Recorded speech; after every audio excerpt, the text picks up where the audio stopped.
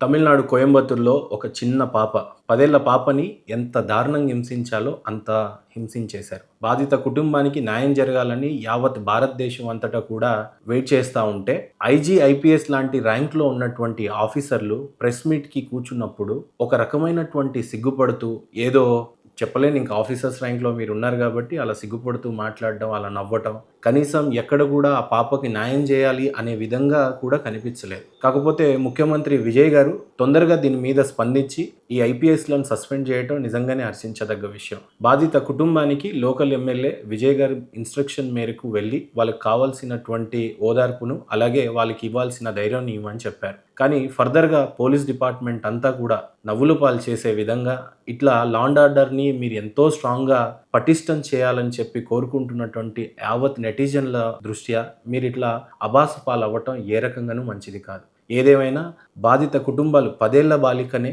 చాలా క్లిష్ట పరిస్థితి ఉంటుంది వాళ్ళ కుటుంబంలో. ఖచ్చితంగా తమిళనాడు గవర్నమెంట్ న్యాయం చేయాలని కోరుకుంటూ, ఈ రకమైనటువంటి ఆఫీసర్స్ మరీ ముఖ్యంగా చెప్పాలంటే ప్రజలు మీ వైపు న్యాయం చేస్తారు. మీరే దేవుడు లేని చోట డాక్టర్లకో, పోలీస్ ఆఫీసర్లకే వాళ్ళ గూడుని, వాళ్ళ బాధని చెప్పుకుంటారు. కావున రానున్న రోజుల్లో పోలీస్ ఆఫీసర్స్ అంతా కూడా ఇది గమనించాలని కోరుకుంటూ, బాధిత కుటుంబానికి న్యాయం చేయాలని మనస్ఫూర్తిగా కోరుకున్నాం. Thank you.